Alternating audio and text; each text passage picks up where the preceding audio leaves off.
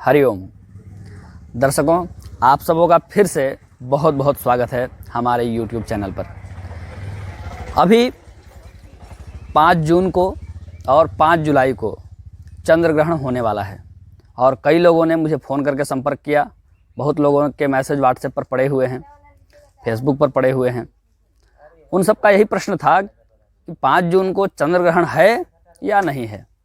बहुत लोगों को इस बात को लेकर के भ्रम है और टीवी चैनलों पर, पेपर इत्यादि में, अन्य भी सोशल मीडिया के माध्यमों के द्वारा बहुत सारे ऐसे लोग हैं जो लोग इस बात का डर जता रहे हैं, बता रहे हैं, लोगों को डरा रहे हैं कि इस साल लगातार 1 महीने में 3 ग्रहण होंगे, 2 चंद्र ग्रहण और बीच में सूर्य ग्रहण, और ये बहुत विनाशकारी है। इस तरह का माहौल, एक डर का, एक भय का माहौल पैदा कर रहे हैं और इसी बात को लेकर के मैं आप सबों के सामने आया हूँ। यह बात सत्य है कि अगर 1 महीने के अंदर 30 दिनों के अंदर 3 ग्रहण हो जाएं तो यह बहुत विनाशकारी और प्रलयकारी परिणाम लेकर के आते हैं। लेकिन क्या वह विनाशकारी परिणाम, वह प्रलयकारी परिणाम वर्ष 2020 में हमें देखने के लिए मिलेगा? क्या हम उसके साक्षी बनेंगे या कहीं उस प्रलय में, उस विनाश में हमारा भी विनाश या विनाश तो नहीं हो जाएगा? इन सभी प्रश्नों का जवाब आपको इस वीडियो में जरूर मिलने वाला है। तो चलिए शुरू करते हैं। 5 जून को पड़ने वाले चंद्र ग्रहण का रहस्य क्या है? क्या इस साल 1 महीने के अंदर, अर्थात 5 जून, 21 जून और 5 जुलाई,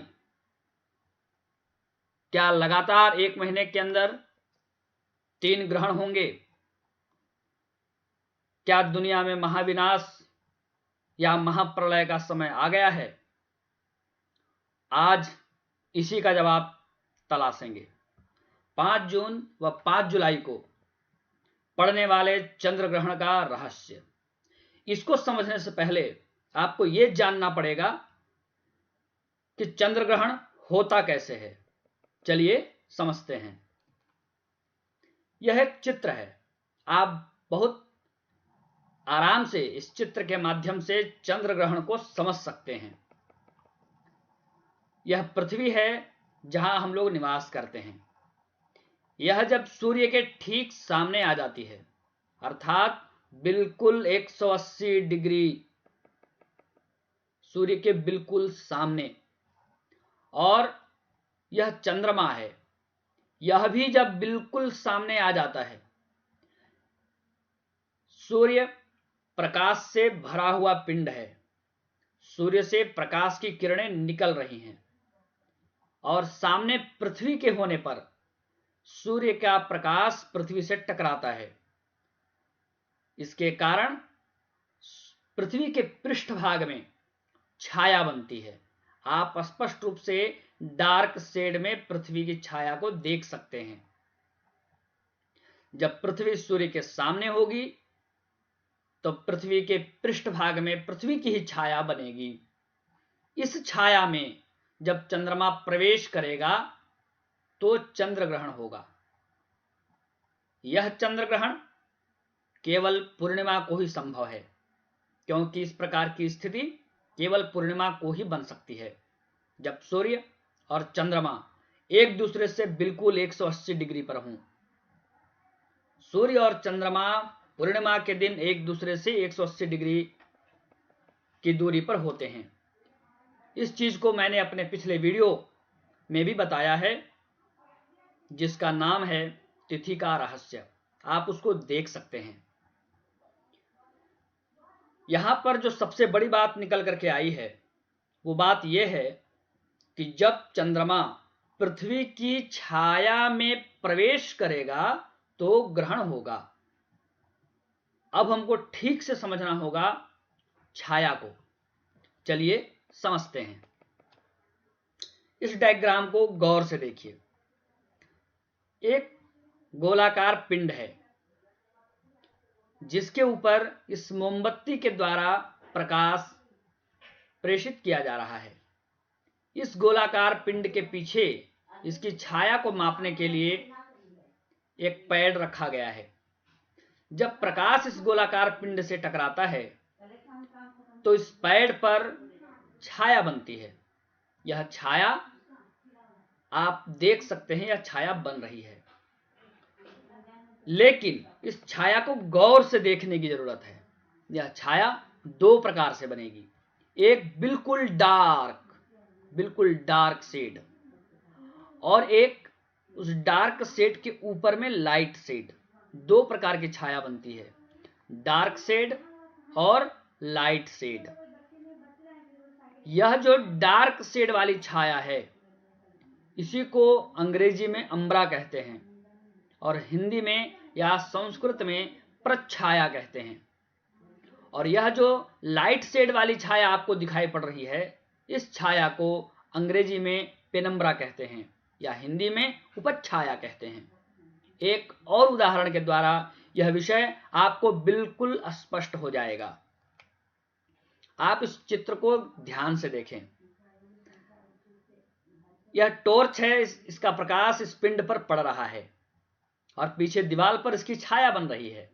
एक छाया बहुत गहरी है, एक छाया धूमिल है, हल्की है। यह जो गहरी छाया है यही है अम्ब्रा, यह जो हल्की छाया है यही है पेनम्ब्रा।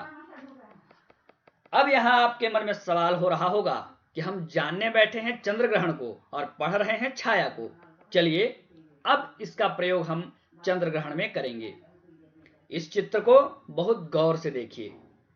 यह है पृथ्वी की कक्षा, जिस कक्षा में पृथ्वी घूमते हुए सूर्य की परिक्रमा करती है और पृथ्वी के चारों ओर यह चंद्रमा की कक्षा बनी हुई है। इस कक्षा में घूमते हुए चंद्रमा पृथ्वी की परिक्रमा करता है। यह सूर्य है, सूर्य का प्रकाश पृथ्वी पर पड़ रहा है और जैसे ही सूर्य का प्रकाश पृथ्वी पर पड़ेगा पृथ्वी के पृष्ठभाग में छाया बनेगी। यह स्पष्ट है कि छाया दो प्रकार से बनेगी, एक प्रच्छाया, एक उपच्छाया। चंद्रमा का प्रवेश जब उपच्छाया में होगा तभी ग्रहण माना जाएगा। जी हां, आप इस पंक्ति को ध्यान से सुने।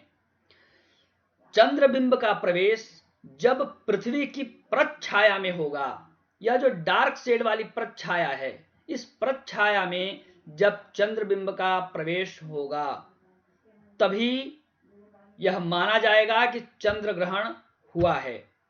धर्मशास्त्र में, ज्योतिष शास्त्र में प्रच्छाया से होने वाली, प्रच्छाया में चंद्र प्रवेश से उत्पन्न जो ग्रहण है उसको ही ग्रहण की संज्ञा दी गई है।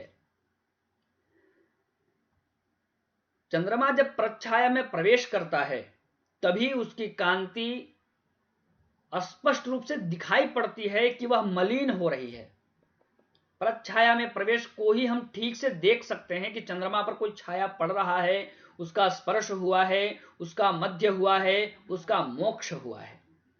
यह तो बात है प्रच्छाया की। अब उपच्छाया पर आइए। चंद्रमा का प्रवेश जब उपच्छाया में होगा तो यह छाया इतनी हल्की होती है कि खुली आंखों से सामान्य व्यक्ति चंद्रमा को देख करके यह अनुमान नहीं लगा सकता है कि आज चंद्रमा का प्रवेश उपच्छाया में हुआ है।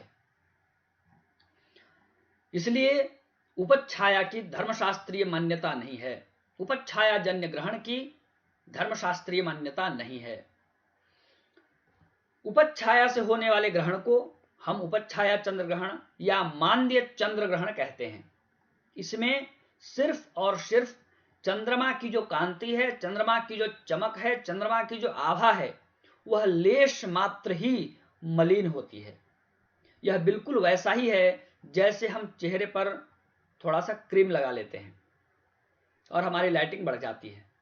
अगर हम कोई ऐसा क्रीम लगा लें जो हमारे चेहरे की चमक को थोड़ी सी कम कर दे तो भी किसी को पता नहीं चलेगा कि मैंने क्रीम लगाया है।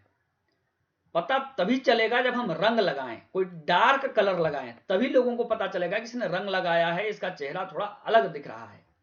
उसी प्रकार से चंद्रमा का प्रवेश जब पृथ्वी की प्रच्छाया में होता है तभी ग्रहण माना जाता है और प्रच्छाया में प्रवेश की ही ग्रहण संज्ञा दी गई है।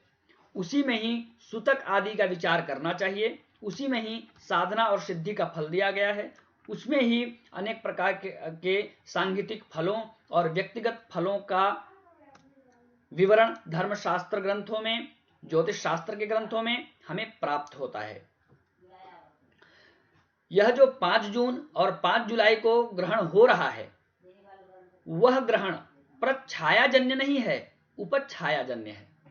इसलिए इस ग्रहण की ग्रहण मान्यता नहीं दी जा सकती है। आप में से किसी को भी घबराने या डरने की आवश्यकता नहीं है। यह सब कुछ जो बोला जा रहा है कि 1 महीने में 3 ग्रहण होंगे, महाविनाश होने वाला है, महाप्रलय होने वाला है, कम से कम ग्रहण को लेकर के यह महाप्रलय तो नहीं ही होगा, क्योंकि संहिता ग्रंथों की मान्यता के अनुसार और अब तक के भारतीय धर्मशास्त्रीय पौराणिक इतिहास के अनुसार लगातार 1 महीने में 3 ग्रहण होना महाविनाश को जन्म देता है। मेरे अनुमान से अगर लगातार 3 ग्रहण हो जाएं, तो निश्चित मानकर चलिए कि दुनिया की बहुत कम ही आबादी शेष बचेगी। इतना भयंकर, इतना विनाशकारी प्रलय आएगा, और ऐसा प्रलय अभी इस वर्ष कम से कम नहीं आने वाला है। इसलिए इस ग्रहण को लेकर ज्यादा घबराने की आवश्यकता नहीं है। मित्रों, ऐसा ही ग्रहण 10 जनवरी को भी इस वर्ष हुआ था। ऐसा ग्रहण होता रहता है। उपच्छाया ग्रहण को लेकर के ज्यादा घबराने की आवश्यकता नहीं है। मुझे पूर्ण विश्वास है कि अब आप ठीक से समझ गए होंगे कि 5 जुलाई और 5 जून को चंद्र ग्रहण नहीं है, और उसके नहीं होने का कारण भी आप ठीक से जान गए होंगे, ठीक से समझ गए होंगे। तो मित्रों, एक प्रश्न आप लोगों के मन मस्तिष्क में आ सकता है कि क्या जैसे चंद्रमा की उपच्छाया या चंद्रमा का मांद्य ग्रहण होता है, वैसे ही सूर्य का भी कुछ होता है? सूर्य ग्रहण में क्या होता है कि चंद्रमा जो है वो स्वयं ही हमारे और सूर्य के बीच में आ जाता है। चंद्रमा स्वयं ही सूर्य के बिंब को ढकता है, इसलिए सूर्य का तो उपच्छाया प्रवेश नहीं होता है, सूर्य का तो कोई मांद्य ग्रहण या उपच्छाया ग्रहण नहीं होता है। यह तो ठीक है।